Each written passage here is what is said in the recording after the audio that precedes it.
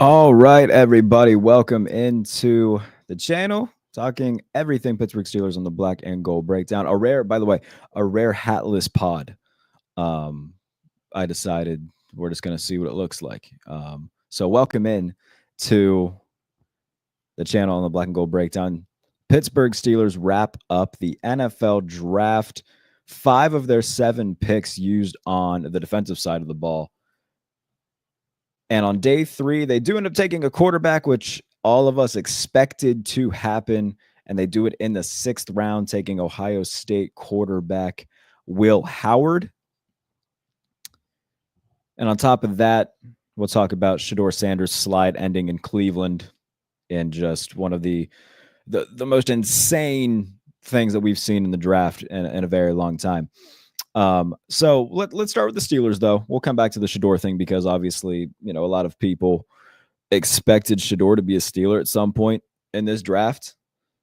And he ends up landing in Cleveland after they had already drafted a quarterback in the 3rd round.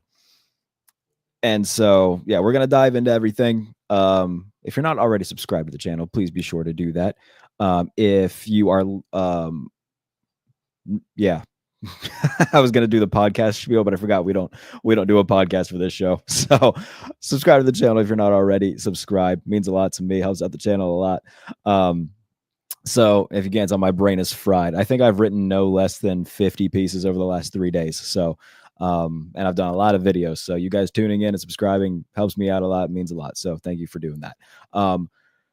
So the Steelers take Will Howard. That was the biggest pick of the day, or at least the most notable pick, I would say, in terms of, flashy. Their first pick of day 3, they take Jack Sawyer, the edge rusher out of Ohio State. So they took a pair of Buckeyes. And, I didn't hate the pick. I would have preferred they went with Elic Ayamanor, the receiver out of Stanford, who I was surprised was still available at pick 123. A guy who is an Arthur Smith receiver, blocks his butt off. Not the fastest guy, not slow by any means. I think he ran a 4.57 40-yard dash. So not the fastest guy in the world, but still can move. He can win at the line of scrimmage. Not to make like a Hines Ward comparison, but for, lack of a better comparison, if you wanted like a good Steelers comp, I mean, a guy who blocks his butt off in the run game. And I didn't expect him to be there at number 123. He was, and I was a little bit disappointed that they did not take him because, again, an Arthur Smith receiver, if there ever was one, a Steeler receiver, if there ever was one. And so I was I was hoping they would take Elic Ayamanor. They take Jack Sawyer. For the immediate future, he's going to be the 4th edge rusher. For the long-term future, I think their hope is that he can become, I don't want to say heir apparent to TJ Watt, but maybe eventually take over as one of the predominant edge rushers alongside Nick Herbig. They're not going to pay Alex Highsmith again. So when the time comes, we could be looking at a edge rush duo of Nick Herbig and Jack Sawyer down the road. Not in 2026 and probably not, I shouldn't say probably not 2027, maybe 2027. Depending on what happens with TJ Watt and if they decide to, or what they decide to do with Alex Highsmith over the next couple of years. So it's not a move that will yield immediate results in terms of big impact. He'll be the 4th edge rusher. He'll be a special teamer in 2025. If somebody gets injured, they know that they have him to rotate in.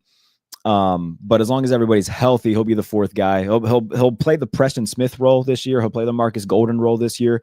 But they took him with the hope that eventually he can become, grow into a bigger role. So, I don't hate the pick. I understand the long-term outlook of it. I would have preferred Elic Ayamanor. They double dip at defensive tackle. They take Waya Black out of Iowa, big run stopper. And it was very apparent that they came into this draft with the hopes of stopping the run. They clearly took what happened in the wild card round against Baltimore very personally. Derrick Henry and Lamar Jackson did whatever they pleased. And it's very clear that the Steelers came into this draft saying, all right, how can we prevent that from happening again? We're going to get Derek Harmon. We're going to get Wanya Black, and we're going to stuff the interior and middle of the field to prevent that from happening. So it's clear that they had a goal in mind this year, and we'll see just how much of an impact those guys have. Obviously, Derek Harmon going to get a lot of playing time right away. I don't know how much Wanya Black's going to rotate in, but eventually they would like to have a nice 3-man rotation consisting of Keanu Benton, Derek Harmon, and Wanya Black. Once Cam Hayward is gone. So I think taking a guy like that on day 3, again, planning for the future. And I think a lot of day 3 picks, that's what you try to do, is gain eventual starters if you can find them, guys that are more so long-term things than immediate gratification. So keeping up as well with any sort of UDFA deals that take place for the Steelers. They've signed 2 already. So keeping an eye out for more, as they've signed a receiver and a tight end, both of which their names are escaping me.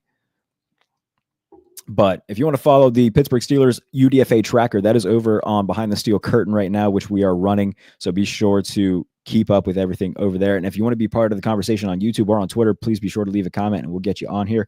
I see a few comments in there. I promise I'll get to you guys here in a quick minute. Just going to finish giving my overall thoughts on things, and then we'll hop in. So Wanya Black, understandable pick, again, with the future thoughts of, okay, this could be a guy that eventually becomes a starter or, a big rotational piece for the Steelers. And again, they are clearly, Andy Weidel, the assistant GM, his influence definitely rubbing off here, coming from Philadelphia. And they clearly have the agenda in mind of building like the Eagles and being strong in the trenches. So I understand the pick. And I think that, again, a day 3 guy like Wanya Black, understandable if you just need a true run stuffer. And then they draft Will Howard. A lot of people thought that they would do that with pick 123. They do it in the 6th round. I can't be too mad about it. You guys know how I feel about day 3 quarterbacks. It's basically burning a pick. He's going to be the 3rd quarterback this year. If you wanted to get a 3rd quarterback, you could have just put Skylar Thompson in that role and then signed a UDFA at quarterback to be your 4th. They've done that plenty of times before. They did it with Tanner Morgan in 2022. So I would have just done that rather than burn a pick on a quarterback who, best case scenario, won't ever play. I just don't understand drafting a quarterback that that the plan is that he won't ever see the field. So that's my one drawback with day 3 quarterbacks. Man, I know a lot of people are going to bring, Dak Prescott was a day 3 quarterback and Brock Purdy was the last pick of the draft.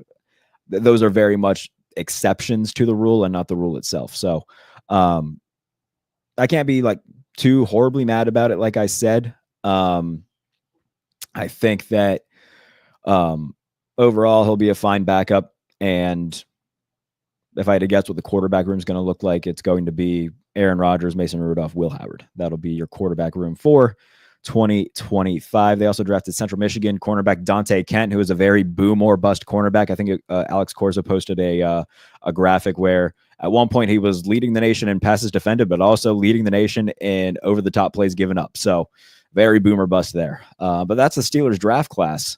And they had a very clear image in mind. Overall, I give the class about a B+. If they would have taken Elick Amanor or they took Jack Sawyer, I probably would have given it an A. But I think, again, nothing against Jack Sawyer. I think that he'll be a fine addition. And, seeing the video of him getting the call, those are always good to see. And hopefully he becomes a big impact player in the future. So I would give the draft class as a whole a B+. Let me know what you guys think in the comments. And let's start getting to some of those comments right now. So thank you all for tuning in. Let's start making you guys part of this. Shady says, this is strange, Jared. This Shedeur thing is real strange. Something fishy was going on with the GMs. I don't see that many teams passing on Shedeur, especially the Steelers. I think the biggest thing was just character. There was something posted about an interview that a GM had with Shedeur, during one of his visits or whatever. I actually want to find it because I don't want to misquote it or anything. But basically, anything that you could have done wrong in the interview, he did. Um, and that, again, I don't know where it came from. I think I want to say it was an anonymous source from a team, saying that he had headphones around his neck with music blaring, came to the interviews with like an entourage of people. Like these are things that like people with common sense don't do, and that it just doesn't make sense why you would lack that much common sense to do something like that.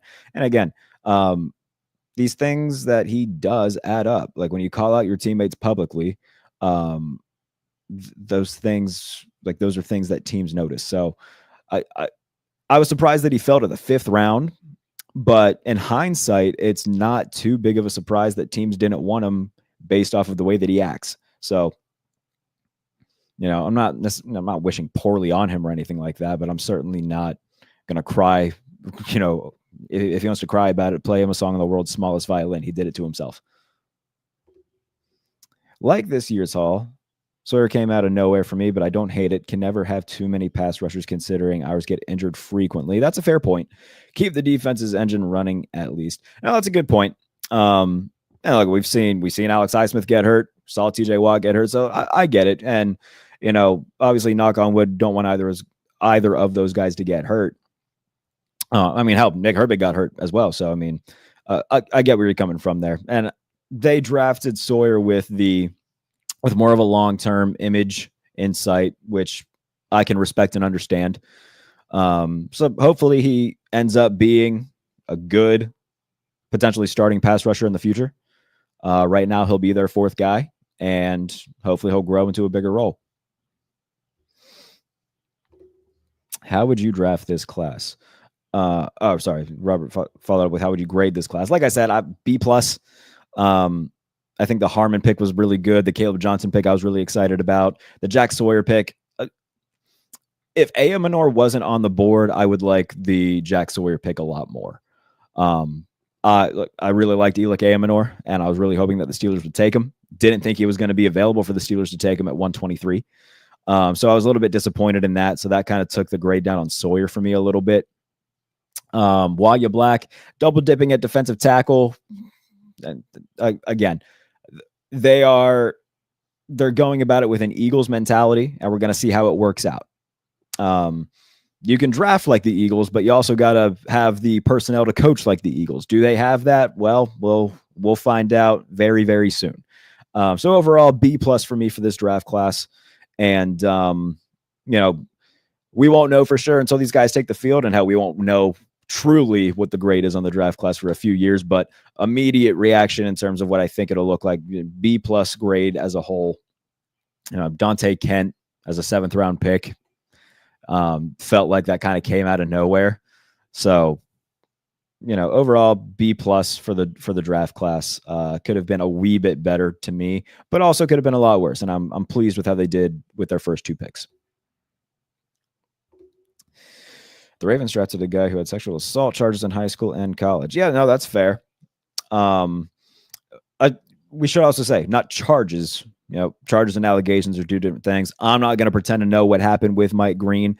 But for the Ravens, especially right now with everything going on with Justin Tucker, to draft Mike Green, it's a kind of a PR nightmare. So I think that's, yeah. I don't know what else to say other than that. I don't want to put my foot in my mouth here. Again, only a select few people really know what happened with Mike Green, so I'm not going to pretend to be one of those people who knows. If he did the things that he was accused of, then shame on him, and he shouldn't have these opportunities. I wish that, we live in a world where too often sexual assault isn't reported, or when it is reported, there's never, very rarely enough to get any sort of conviction. So, yeah, that's my thoughts on it as a whole. And I hope that, whatever victims are dealing with, whatever they're dealing with, have the strength to, get through whatever they're going through. So I wish I had, something better to say outside of that. I don't. Again, I just don't want to put my foot in my mouth when it comes to that. So keep going through the comments here. Shady asks, why did the Browns draft Gabriel? That is a terrific question, Shady. I don't know. I guess we can talk about this real quick. So obviously Shedeur Sanders slips not just out of the first round, but all the way to the 5th round. Nobody saw that coming. We already talked about Shedeur a little bit. But going to the Browns after they had taken Dylan Gabriel, and by the way, Mel Kiper, you would have thought was about to like hunt down all these 32 GMs and put their individual heads on different posts and put them outside of his house in his yard with how angry he was. That was the most annoying part about all of it. Like once Shedeur Sanders finally got drafted, Mel Kiper's still bitching and moaning that he went in the 5th round. And meanwhile, you got like 5 or 6 prospects seeing their names flash across the screen. Like imagine if you're like a prospect who sees his dream come true. Imagine being the family of that prospect, seeing your son, your brother, your nephew's dream come true. And all that this senile old man can continue to do is bitch and moan about a quarterback that got drafted in the 5th round. Like, dude, move on. You said your piece. Shut up. So all of that was, the coverage of it was incredibly annoying and unbearable to watch. In terms of what the Browns do now they have 5 quarterbacks on their roster, 4 of which are new, which means one of those guys that they brought in this offseason, they're going to get rid of. They traded for Kenny Pickett. They signed Joe Flacco in free agency, drafted Dylan Gabriel, drafted Shedeur Sanders. At least one of those guys isn't going to be on the 53. So if I had to guess what their quarterback room is going to look like, I think Flacco will start off the year as the starter. Shedeur is going to take over at some point as the starter. Deshaun Watson's going to get banished to hell. Dylan Gabriel probably going to get traded to a different team. And Kenny Pickett will do something in the preseason so apparently just awful in terms of quarterback play where you're like, oh man, he can be worse. This is he'll fumble the snap and try like kicking it to Jamari Thrash for a completion. That's my guess of what happens. But I'll say this, Shedeur Sanders will start games this year. Without a doubt in my mind. Without a doubt in my mind. D-line was an urgent need. Yeah. And a lot of people had that feeling coming into the draft where behind Hayward and Benton, there wasn't really anything there. They brought back Isaiah Loudermilk as a depth guy. But for the most part, they really needed somebody else to put in there. They got 2 guys to put in there, and Derek Harmon and Waya Black. So looking forward to seeing what both those guys do on the field, I should say more than both, in mini camp, training camp, preseason, and then eventually in the regular season.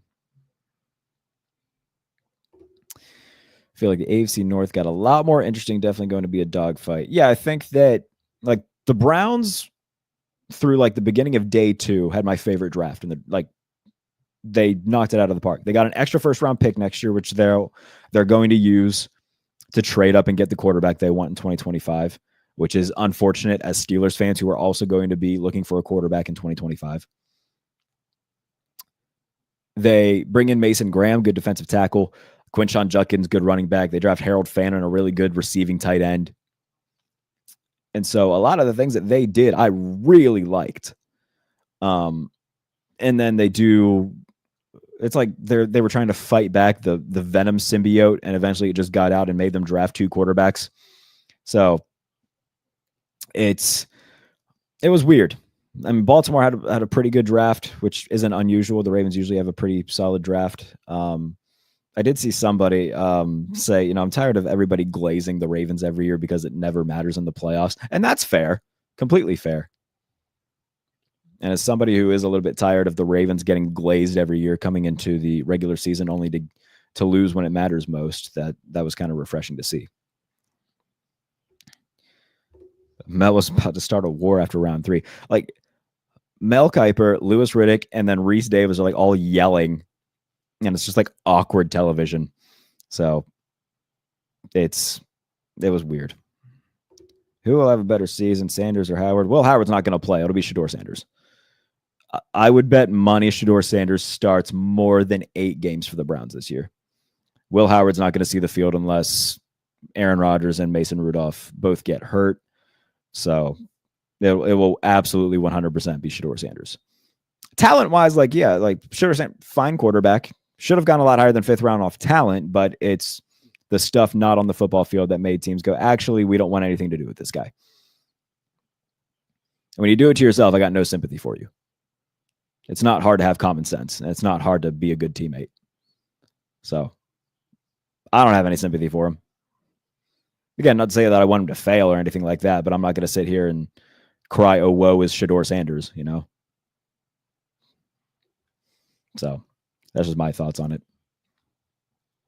I'm going to be writing up final draft grades for all 32 teams. You can go read that over on Touchdown Wire for USA Today. Those will come out tomorrow morning. Steelers final grades from our staff over Behind the Steel Curtain. Those will also be out tomorrow morning. So a lot of draft grades coming. And then me and JP Acosta are going to host, I shouldn't say host. JP is going to join me for the pump fake on this channel or wherever you get your podcasts to react to the NFL draft as a whole. So a lot more post-draft content coming, both written, audio, and visual. So be sure to subscribe to the channel, follow all the written work I'm doing as well. And again, if you want to be part of the conversation, have any questions, comments about the Steelers draft, the NFL draft as a whole, leave them in the chat, whether you're watching on Twitter or YouTube, and we will get you on the show, and I will do my very best to answer whatever you have to say. Appreciate everybody for tuning in. I do want to say that before we continue. But make sure you're subscribed. A lot more stuff coming this offseason. If you're new to the channel, Black and Gold Breakdown, the pump fake, bringing back the top 10 show, and then watch the tape, which will be a combination of me going through different quarterback tape. I'm also going to try to bring on a couple players to watch tape with me in terms of their best plays of the 2024 season. So subscribe to the channel. It's going to be a lot of fun this throughout the rest of this off season. And then once we get into the regular season, there will be 2 weekly episodes of the pump fake. More Black and Gold breakdowns throughout the week as well to talk all things Steelers. So be sure to subscribe to the channel. And if you want to follow everything that I'm doing, follow me on Twitter at JBaileyNFL for all the written work as well. Yeah, very, very, very busy. So subscribe. That's all I ask. And if you want to know when we go live, turn on notifications, do all that fun YouTube stuff. In terms of what's next, now we just kind of wait for OTAs and mini camp. I'm going to, get the opportunity to talk to a few of these guys. So once that happens, obviously we'll do reaction shows to that like we did last year. If you were subscribed to the channel last year or saw anything last year, once, my day at OTAs and minicamp are done, I do my write-ups. We come on, I talk about what happened. You guys can ask questions. I'll answer them to the best of my ability. It's a good time. So again, be sure to subscribe for all. That's, a lot of in-person exclusive stuff that only a select few people can give you. So be sure to subscribe to the channel. ET says, Colin Cowherd started saying that Sanders is a terrible pick for the Browns after he said he was a first rounder. I thought Browns got to steal with him, and Fannin really liked the film. Yeah, Harold Fannin's awesome. As a Penn State fan, they played Bowling Green State this past year, and Bowling Green State gave him hell. And Harold Fannin was a big reason why. Quietly, maybe the second best tight end in football, led the nation in receptions and receiving yards as a tight end. Just a really good player who didn't get the shine that he should have because he played at a smaller school. But outside of Tyler Warren, Harold Fannin, just an incredible player and easily probably the second best tight end in football. So, yeah, jealous that the Browns landed him. Interested to see what he's going to do this year. But they got a very good football player there.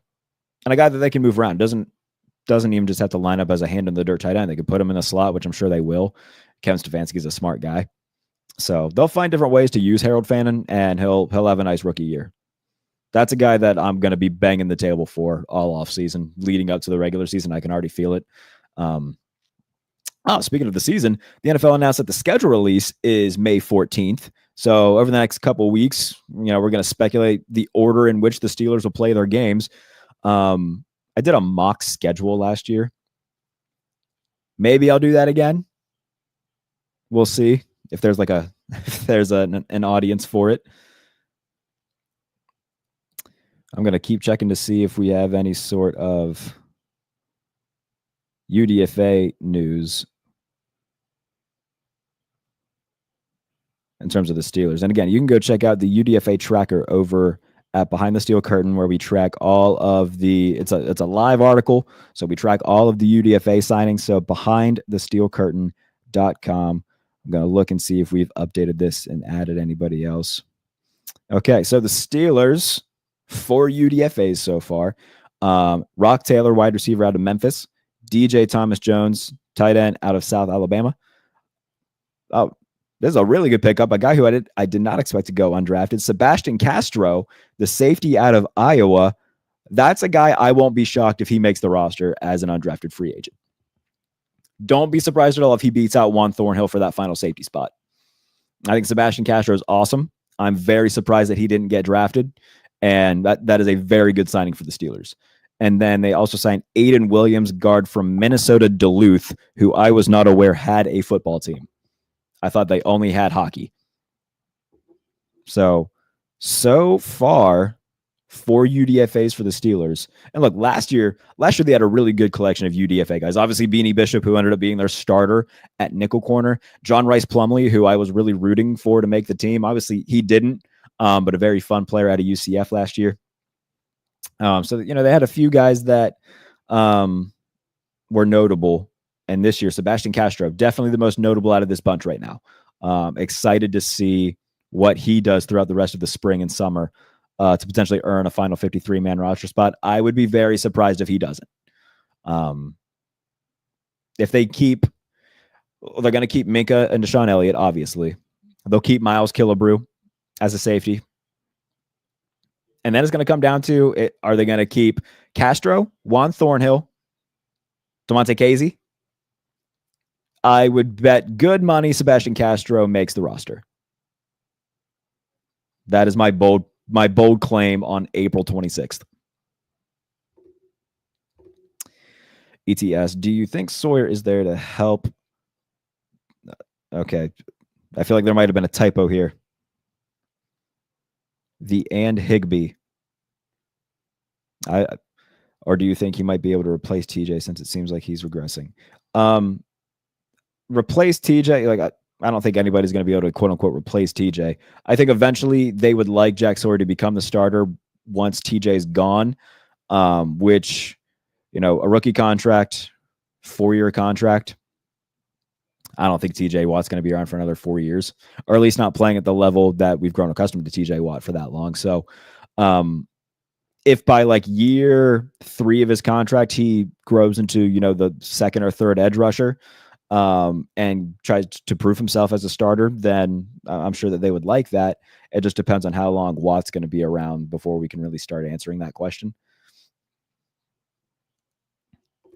I meant help TJ. Yeah, right now, like I said, he's going to be the 4th edge rusher. And depending on how much longer Watt's going to be around, that'll really decide what his role is going to be. But at the same time, Alex Highsmith, he's also not going to be around forever. I don't think they're going to pay him again. When is his contract up, I wonder? Let me actually check that real quick. Let's see when they paid him ahead of the 23 season. So Alex Highsmith's contract. Yeah, he got a 4-year, $68 million deal. Alex Highsmith's deal runs through 2027. So in 2028, he's a free agent. Now, I wonder if they would go about trading him, because you look at cap hit for 2026, $20.1 million. Cap hit for 2027, $21.2 million. The dead cap for 2027 is only $5.6 million. So, I mean, they could look into moving Alex Highsmith for the right price. Even next season, if they really wanted to, because they're not going to be paying a quarterback. His dead cap hit next year is 11.2. So even if they wanted to look into moving him next year and then elevating Jack Sawyer, I think that makes sense, actually. I think if they want to trade Alex Highsmith next year, you elevate Nick Herbig to the number 2 guy opposite of TJ, have Jack Sawyer play the Nick Herbig role, and then bring in probably a vet to be the number 4. I think that makes a lot of sense. You can get something for Alex Highsmith. Obviously, he's a good player, but Nick Herbig is the better pass rusher.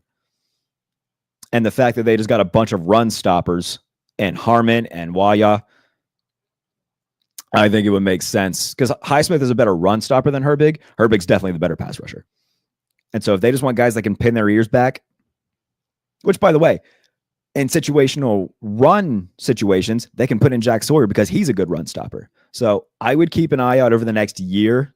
Not this year. Like Highsmith will be here throughout the season. 2026 offseason, though, they could trade Alex Highsmith. I feel like Harmon was definitely a next man up for Highsmith. Harmon's a defensive tackle. He's not going to play stand-up edge rusher. That's not the role that they brought him in to be. He's going to be an interior guy.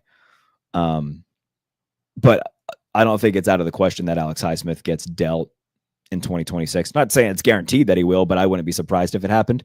And in the 2027 offseason, he's got a very small dead cap hit compared to what his roster hit would be if he's on the roster. So that's something to pay attention to going forward. They drafted Jack Sawyer for a reason, and he's a very balanced guy. He had 9 sacks last year, but he's also very good against the run. So if eventually they want to continue to elevate him, somebody's got to go. And I'm sure they would prefer it's not TJ Watt. Which they're going to pay TJ. That's just what they do. I don't think that they should give him $40 million a year at this stage of his career, but I think they will, which will then lead to, all right, well, we got 4 guys and we drafted Jack Sawyer. I'm not going to get rid of Nick Herbig. So that kind of leaves Alex Highsmith as the odd man out. Again, they're not going to cut him. They'll be able to get something for Alex Highsmith when the time comes. But that's a conversation for 2026 rather than now. Just some hypotheticals to put in your brains. And again, if you want to be part of the conversation, we'll stay on here for a little bit longer. Leave a comment. And again, if you're watching on YouTube and you're not already subscribed, please be sure to do that as well. Steelers drafting Will Howard is kind of their big notable pick of the 2025 NFL draft on day 3. Who else are there? They also draft Carson Bruner, the linebacker out of Washington. We haven't really talked about him. He had over 100 tackles last year. And I think 3 interceptions. So a guy who is balanced linebacker, good nose for the ball, good in coverage, a guy who can compete for that number 4 linebacker spot with Cole Holcomb and Mark Robinson being the next 2 guys in the rotation. Obviously, Patrick Queen and Peyton Wilson being the starting 2. Carson Bruner, son of Mark Bruner. And by the way, if you've ever stepped foot in the Steelers facility and you have a son, they'll draft you. They'll draft that kid. So Carson Bruner, the son of former Steelers tight end Mark Bruner, gets drafted by Pittsburgh. Linebacker out of Washington. Jokes aside, felt like a good pick for day 3. 100 tackle guy who can, get picks. It's pretty good value there. Keeping an eye on the UDFA tracker here. And again, you can also check out the UDFA tracker at Behind the Steel Curtain.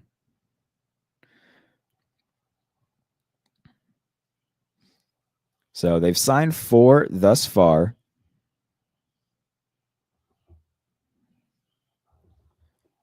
And we'll see how many more they sign. But the biggest one being Sebastian Castro, the safety out of Iowa.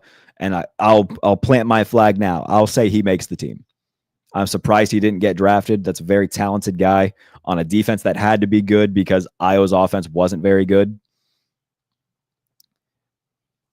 And not to say that he'll be Cooper DeJean or anything, but I mean, Iowa, they seem to know what they're doing with defensive backs. So Sebastian Castro, a name that I would keep an eye out. I keep my eye on if you're a Steeler fan throughout the offseason process, going into mini camp, OTAs, and training camp, and then preseason. Sebastian Castro is a name that I would watch as making the roster as the 3rd rotational safety to beat out guys like Juan Thornhill. Cece says Howard is built like Ben. That alone excites me. I hope he impresses in Latrobe. Yeah, I think that if Howard turns out to be a solid backup, then that's job well done. How long did they sign Mason for? Is it a 2-year deal? I think they brought back Mason. So if Howard can do enough over the next 2 years to give Pittsburgh, it was a 2-year deal for Mason. So if he can do enough over these next 2 seasons to solidify himself as the number 2 quarterback, then I think that'd be a job well done out of a 6th-round pick. Anyone you think the Steelers should have gotten, or anyone that you're glad they didn't? Yet I know Green was a huge relief for everyone. Feel bad for Sonny, though. Yeah, I mean, on the field, Mike Green, like, tremendous player. And again, I don't want to, talk too much about the off-field stuff because I don't know what happened. Obviously, I know about the accusations and everything, but, I'm not going to put my foot in my mouth when it comes to that. In terms of people who I wish that they would have gotten, I talked about him a little bit earlier. Elick Ayamanor, I was really hoping that at 123 they would take him.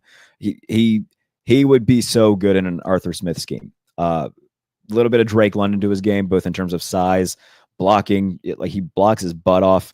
Not like a super fast guy. I think he ran a 4.57. But really good off the line of scrimmage, really good off the snap, good release package, can beat you at all 3 levels. Like, he was a receiver I was very surprised was still available on day 3. I thought he would go day 2.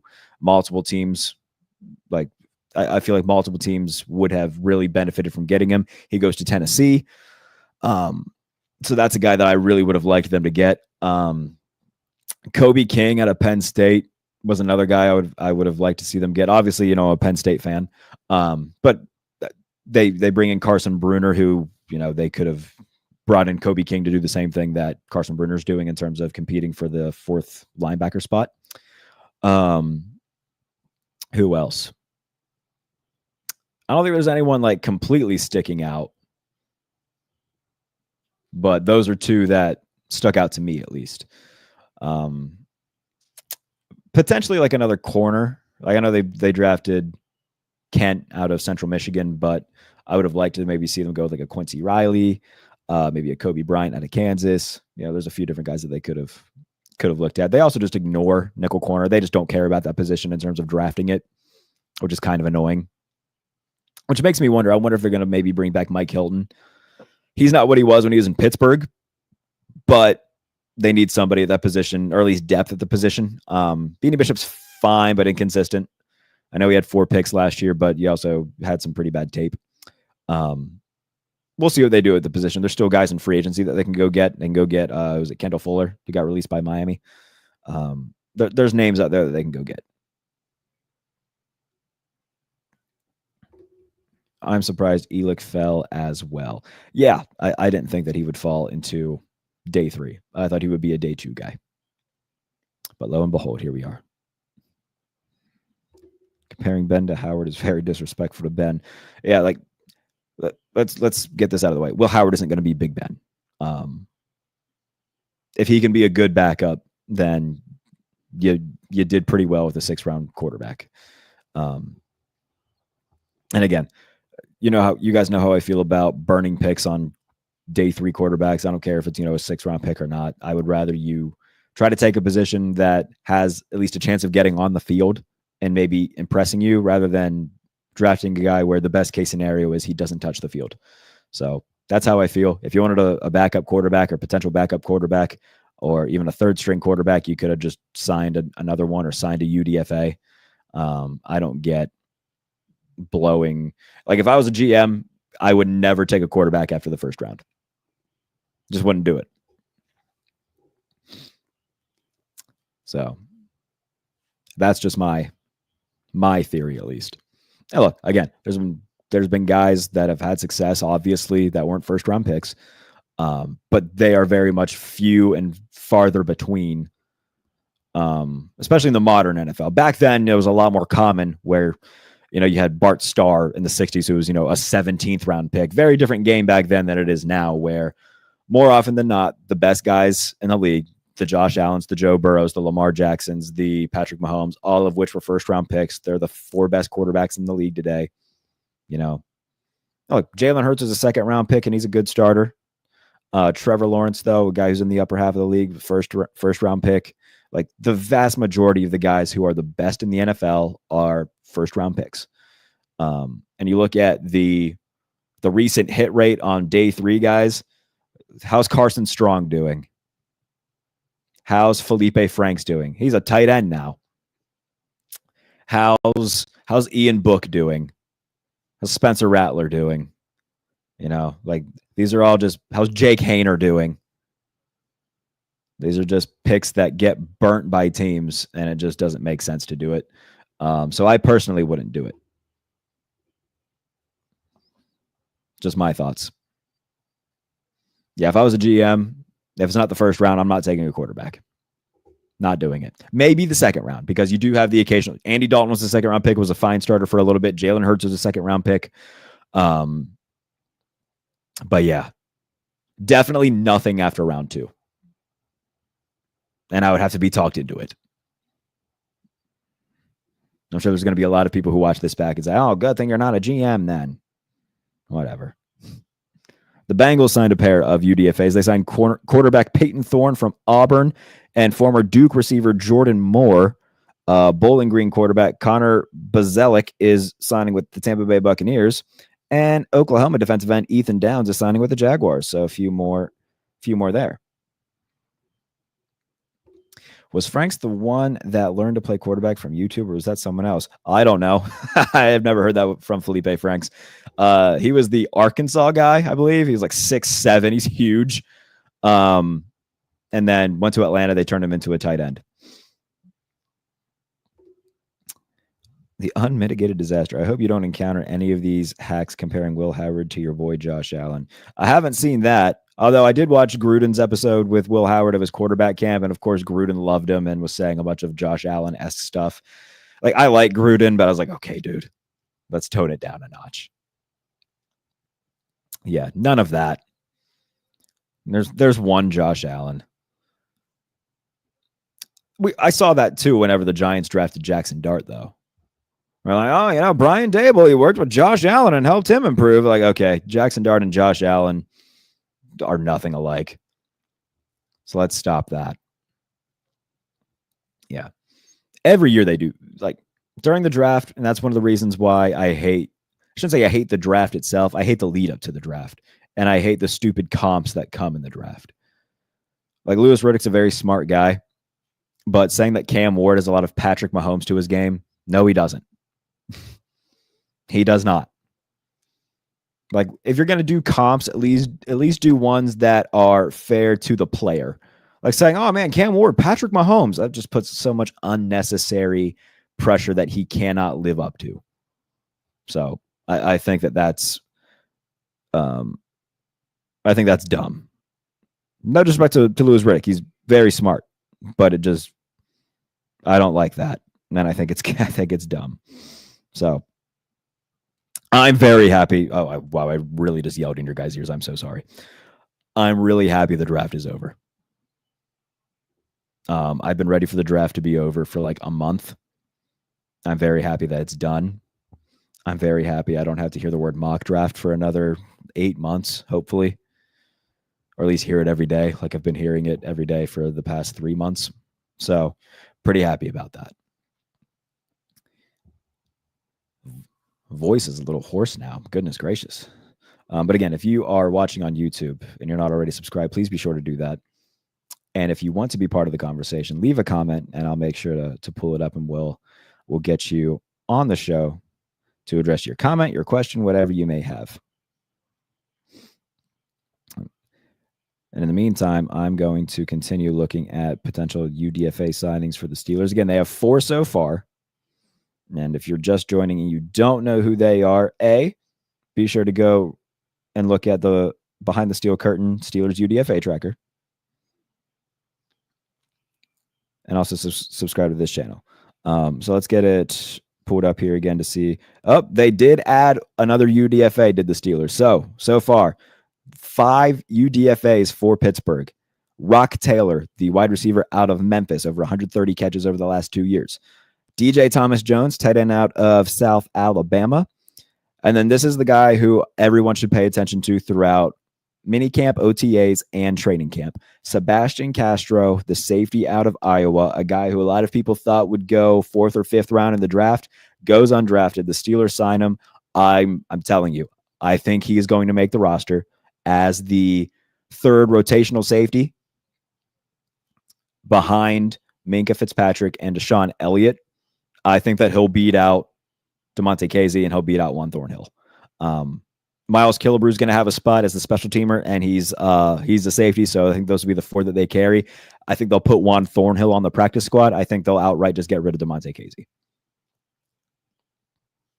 If they already haven't. I'm going to sound like such an uneducated fan here, but I pay no attention to DeMonte Casey. Is he on the roster? I'm pretty sure he still is. Oh, no, he's a free agent already. Okay, so don't even got to worry about DeMonte Casey. He's already a free agent. So even there you go. They can put Juan Thornhill on the practice squad and have Sebastian Castro be the 3rd safety in terms of defense, while Miles Killebrew, of course, is going to take the 4th spot as the special teamer. So Sebastian Castro is the guy that I'm telling you, keep an eye on. I didn't even tell you who the other one that they signed is. My bad. The 4th one that they had signed was Aiden Williams, the guard out of Minnesota Duluth. And then the 5th one is a kicker, Ben Sauls from Pitt, the 5th undrafted free agent that the Steelers have signed so far. So keep it. There we go.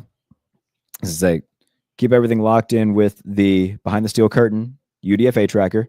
Once this show is done, be sure to go over there and check that out. And be sure to subscribe to the channel for more updates when we do when we do Black and Gold Breakdown shows for updates like this. So 5 UDFAs so far. I hate comparing quarterbacks to each other because usually, yes, they might have similarities, but I feel like everyone has a style that can't be replicated. I agree 100%. There's certain traits that guys might have that are similar, and they might have a few things that they do very similarly, but at the end of the day, guys are unique to themselves. And there's certainly some quarterbacks that are more alike than others. Like when I see some of the throws that Jordan Love makes and the position that his body's in when he does it, you can clearly see, okay, that's what happens when you watch Aaron Rodgers every day for 2 years. Like some of the stuff that he does, he very clearly learned by watching Aaron Rodgers. And so naturally he's going to look like him sometimes.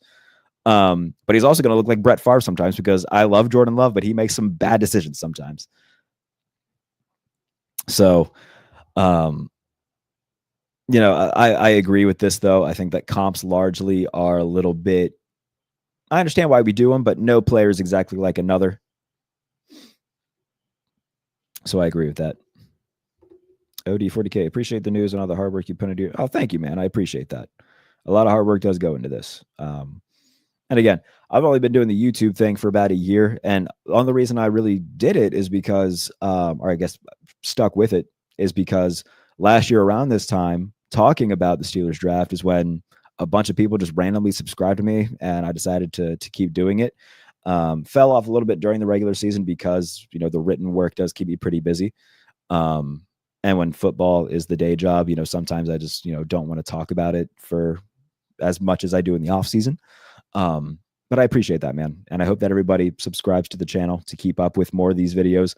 Both the live streams and clips that come from the pump fake. I'm trying to do more of those. I've posted a few of them over the past couple days. So just trying to grow the channel. I'm by no means a YouTube expert. I am by no means an SEO expert. So I'm really just doing this on a whim and trying. There's been a lot of trial and error.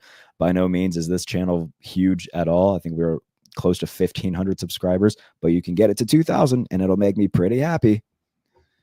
So a lot of this is done on a whim and by trial and error. So I hope that everybody enjoys it at least. And I hope that it continues to grow because I enjoy doing this. As part of my content and stuff. So trying to make this a bigger part of it. Right now though, it financially doesn't give me a ton. So once it starts giving me a little bit more financially, I'll try to do more of these.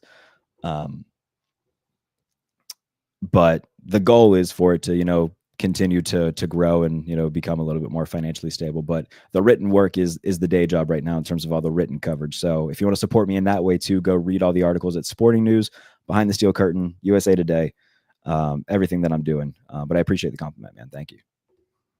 Any chance that you do in live streams during regular season games? That would be awesome. Probably not. Just because of all the written work that I do during the season, especially on Sundays where I got to have a bunch of different screens on. I'm always watching, obviously, watching the Steelers every Sunday, but if the Steelers and Bills are playing at the same time, that's a 2-screen type of thing where I got to be kind of focused in and worried about what I'm going to write after the game.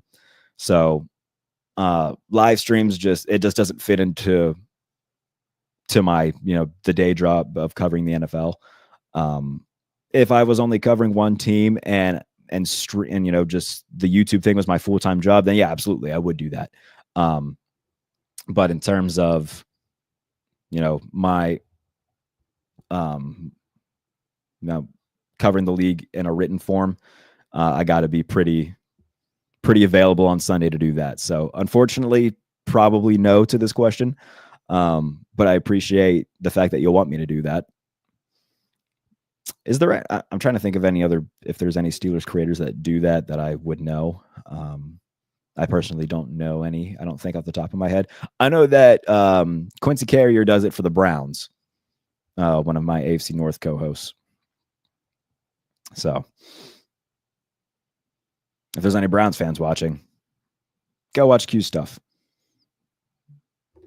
I understand. Didn't think about how live streaming games would interfere with the articles for the day job. Yeah. And look, very grateful for that, by the way, though. The only job I've ever wanted was to write about the NFL, and I get to do that. So I'm certainly not complaining.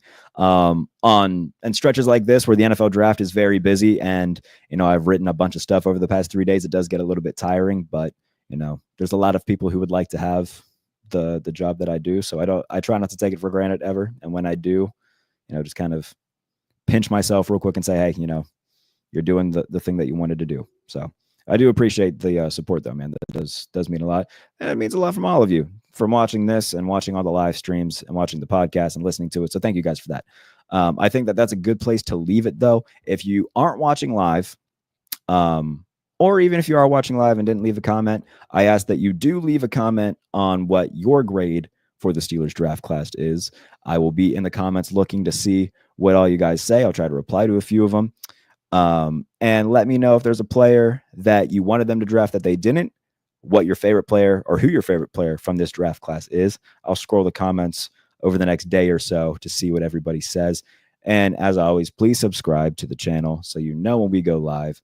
And it helps me a lot trying to grow this thing into being, a more formidable channel. Again, I think we're just under 1,500 right now. If we can get to 2,000 by the time the regular season starts, that would make me, I would do standing backflips. It would be great. So again, be sure to subscribe to the channel. Have a great night, everybody. We'll be back on the channel for the pump fake very soon. Me and JP Acosta will be going through and grading every team's NFL draft, giving our thoughts, trying to give at least one thought on all 32 NFL teams and what they did in the draft. So that'll be coming very soon on the channel and wherever you get your podcasts, as well as more Black and Gold breakdown streams throughout the week as well. Till then, take care. Enjoy your night. Thank you so much for tuning in. We'll talk soon.